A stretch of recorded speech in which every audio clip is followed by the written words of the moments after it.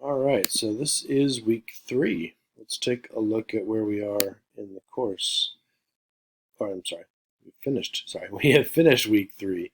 Moving on to the last 3 weeks of class, which actually puts you in a really good position if you look at where at the calendar, like I'm looking at here. This is the brief overview of the major assignments.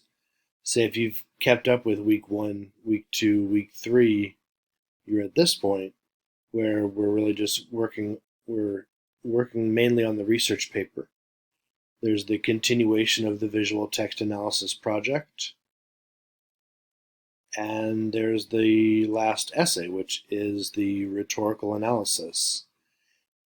And bigger picture, that's the class. You're almost there. You are, you were this close. You were a couple weeks away, but I mean, getting past the first 3 weeks and looking at what you have left, it should be a big sigh of relief, I think, as a student. And the other thing you can look at is to say maybe you missed something. Okay, go back and do it. There's no problem with that. I'm gonna grade it and give you full credit. So if you missed, an essay, or if you missed this one, go back and do it. You'll have the time. You have the time here. Uh, in week 4 and week 5, we're working on the research paper.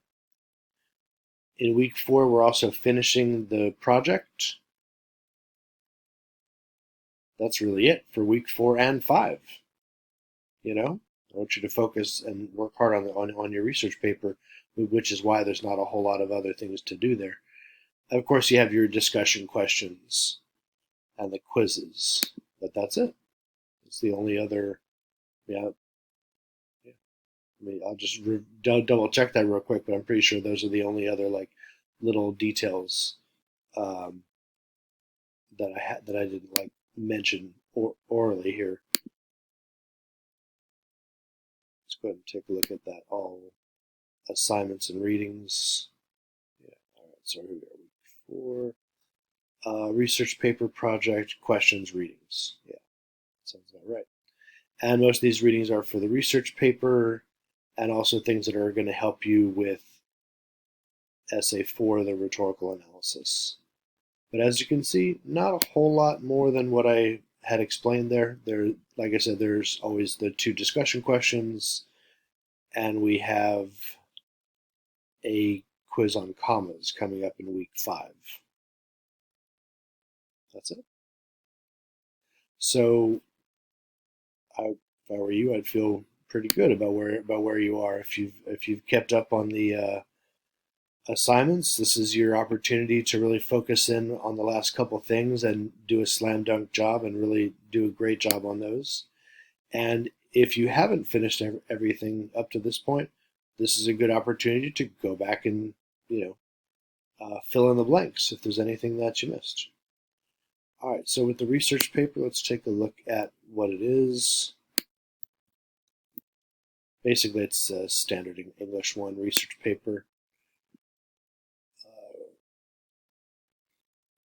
A research paper presents results of your investigations on a selected topic. Based on your own thoughts, facts, and ideas you've gathered from a variety of sources, a research paper is a creation that is uniquely yours. The research paper is a 10-page paper, and that, of course, to be clear, does not include anything. That's just text. 10 pages of text. That would not include graphics, the cover page, meaning the title page, or like the works cited. We're going to use a minimum of 6 secondary sources, a minimum of 1 scholarly source, which means like from an academic journal. And possible topics, really anything that might be interesting to you, anything that we might have touched upon in this class, anything that you've perhaps touched upon in another class. There are a number of possibilities here. It could have something to do, these are some class themes: advertisement, politics, advocacy, problem solving.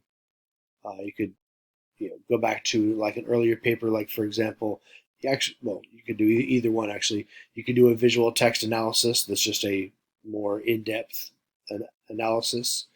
You could do a excuse me, pardon me, a paper on poverty, right? You could easily expand that into a larger project. You could research a particular writer, artist, musician, literary work, or a piece of music. Like, for example, say you're a really big fan of, I don't know, let's just take anything off the shelf here. Um, Say you're a really big fan of Victor Villaseñor's Reign of Gold, and you're like, this is my favorite book ever. You want to write a paper about it? Go for it. That would make for an awesome research paper, I'm sure. You could do papers about like what inspired, like for example, if you were going to do one like this, you would talk about what inspired Victor Villaseñor to write Reign of Gold.